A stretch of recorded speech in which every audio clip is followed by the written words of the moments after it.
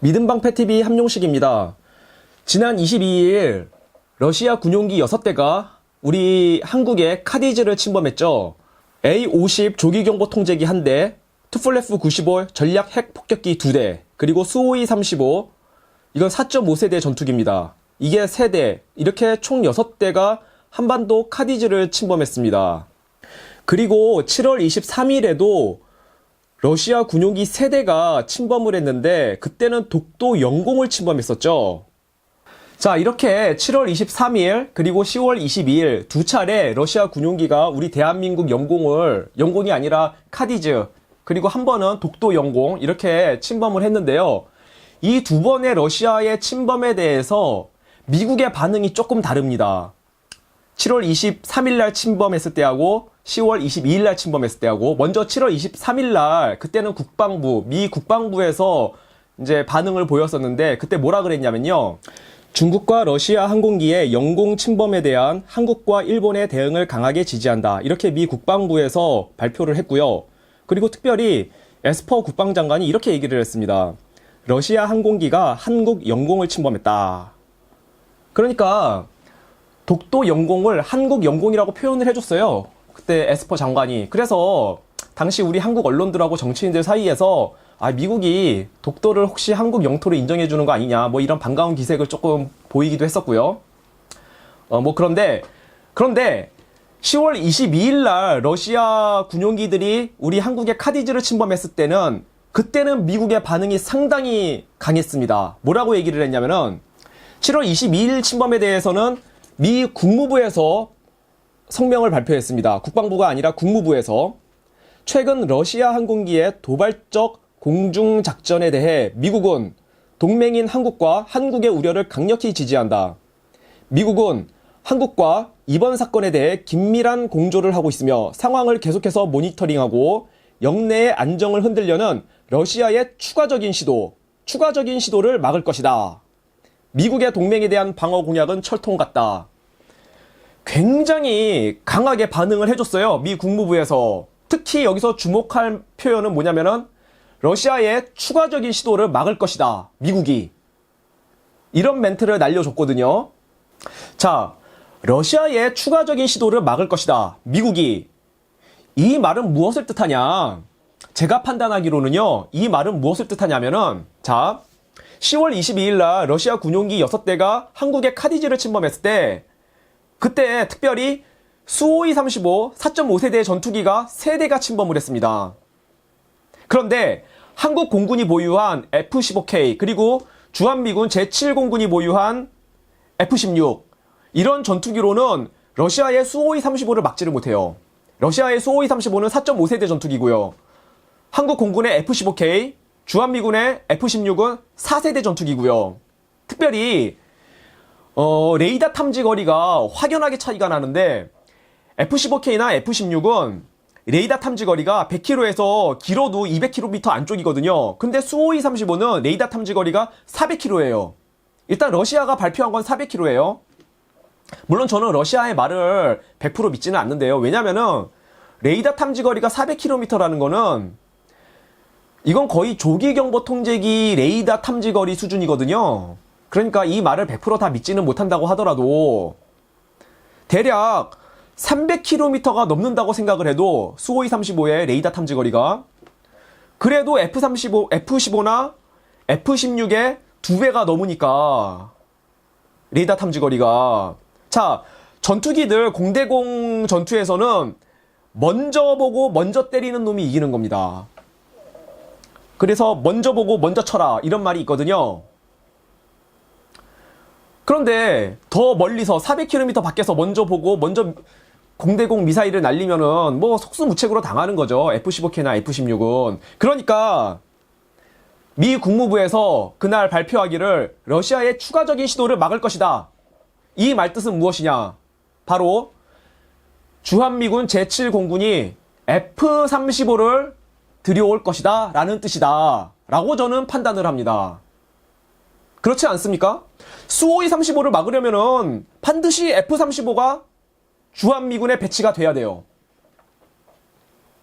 F-35가 배치되면은 수호이 35는 뭐 상대가 안 되죠. F-35는 스텔스기니까. 결론적으로 저는 이번에 러시아 군용기의 한국 카디즈 침범이 오히려 잘 됐다. 오히려 전화위복이 됐다라고 저는 판단을 합니다. 원래 주한미군에서 F-35를 한국에 배치하겠다는 얘기를 지난 9월에 한번 그런 말을 슬쩍 한 적이 있거든요. 그래서 그게 언론에도 보도가 됐어요. 자, 그런데 주한미군이 진짜로 F-35를 한국에 들여와 봐요. 그러면은 김정은이 뭐 지랄을 하겠죠. 난리 법석을 떨 겁니다, 김정은이. 그런데 자, F-35를 들여왔어요, 주한미군이. 그럼 이제 북한에서 이제 막 뭐라 그러면은, 야, 우리는 너네 때문에 들여온 게 아니라 자꾸 저 러시아 놈들이 이 대한민국에 찍적거리니까 그래서 F-35 들여온 거야. 너네하고는 별로 상관이 없어. 이렇게 말할 명분이 있잖아요. 그래서 저는 오히려 잘 됐다. 이번에 러시아의 군용기 침범이 오히려 우리나라의 전화위복이 됐다라고 판단을 내립니다. 두 번째 주제는요. 지난 10월 23일 날 로버트 에이브람스 주한미군 사령관이 한국군의 제5포병여단의 훈련에 참관을 했습니다. 자, 여기에는 몇 가지 특이한 점이 있습니다. 일단 첫 번째는 왜 한국군의 훈련에 주한미군 사령관이 참관을 했느냐. 그게 특이하고요. 두 번째 특이한 점은 이거는 한미연합훈련이 아니거든요. 한국군, 그 중에서도 5군단 예하 제5포병여단의 훈련이었습니다. 근데 왜 우리 좋은 사격훈련장 있어요. 뭐 승진훈련장 같은데 그런 데서 훈련을 안 하고 왜 주한미군 제8군의 로드리게스 훈련장에서 훈련을 했느냐. 이게 굉장히 특이해요.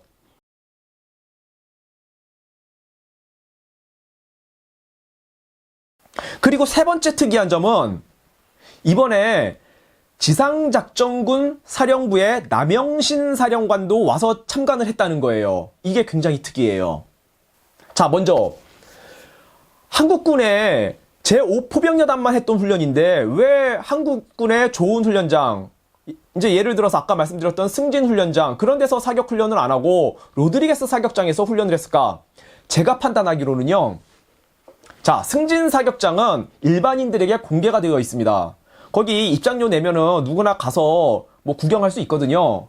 그러니까 보안이 지켜지기가 힘들죠. 그래서 보안이 철저한 주한미군 그 로드리게스 훈련장에서 사격 훈련을 해야 했다. 그럴 만한 이유가 분명히 있었다.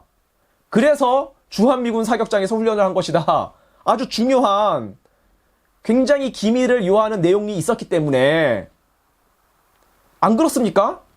굉장히 어떤 중요한 뭔가 있었던 거예요. 기밀을 지켜야 할 일반인들에게 공개돼서는 안 될 그런 훈련이 진행됐던 거예요. 그리고 지상작전군 사령부 지작사에 남영신 대장이 왜 왔냐 이거예요. 그 자리에 원래는 제5포병여단은 5군단 예하의 부대이기 때문에 5군단장만 오면 돼요. 5군단장. 자, 여기 사진에 보면은 가운데 있는 사람이 로버트 에이브람스 주한미군 사령관이고, 그리고 왼쪽에 있는 사람이 최병혁 한미연합사 부사령관이고요. 그리고 오른쪽이 원 안에 인물이 남영신 지작사 사령관입니다. 자, 왜 지작사에 남영신 대장이 와서 참관을 했을까? 제가 생각하기로는 아마도 지작사 예하의 화력여단이라고 있습니다. 바로 그 화력여단, 자기가 직접 지휘해야 할 부대니까 그 화력여단의 창설 문제 때문에 그날 온 것이 아니냐라고 저는 생각을 합니다. 자, 지작사는요, 육군의 제1야전군 그리고 제3야전군을 통폐합해서 만든 게 바로 지상작전군 사령부예요. 그러니까 우리 대한민국 최전방 동부전선, 서부전선을 지키는 핵심 중에 핵심 부대, 이 두 부대를 통폐합해서 만든 게 지작사예요. 그리고 이 지작사 예하에 대화력전을 수행해야 될 부대가 바로 화력여단입니다. 그렇다면은 이 지작사를 왜 만들었느냐? 국방부의 설명을 들으면은 국방부는 이렇게 얘기를 해요. 전쟁이 발발할 시에 한미연합 작전을 주도적으로 수행해야 할 부대가 바로 지상작전군 사령부다. 이렇게 얘기를 하는데, 그냥 쉽게 말해서 무슨 뜻이냐? 주한미군 철수하면은 그 역할을 담당해야 될 부대가 있어야 되기 때문에 그게 바로 지상작전군 사령부라는 뜻이에요.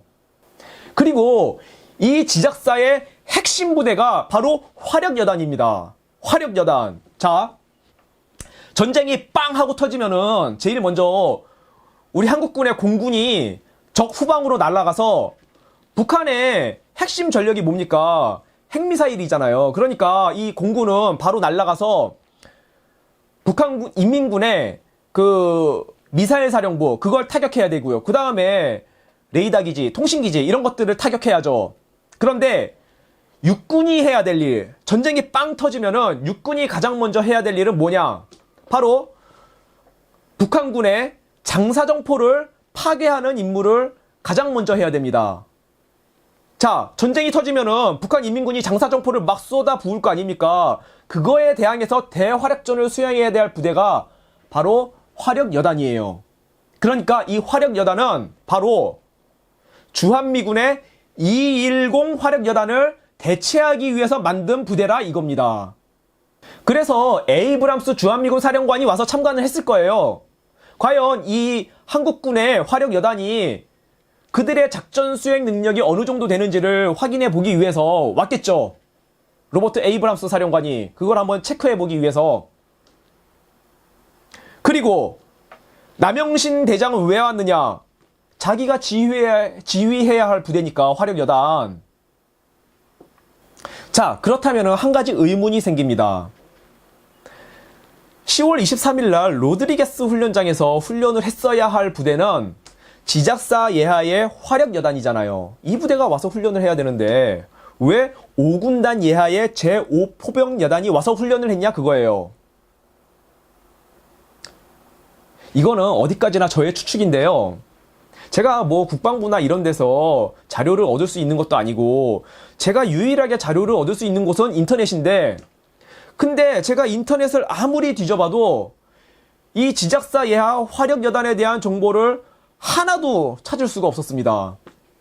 유일하게 그 화력여단 본부가 원주에 있다. 이 뉴스밖에는 뭐 화력여단 병력 배치가 다 끝났는지 무기 배치는 끝났는지 어디에도 그런 정보가 나와 있는 게 없어요. 그러니까 지금 이 굉장히 중요한 부대거든요. 화력여단. 이 부대가 지금 어떻게 굴러가고 있는지 아무도 몰라요.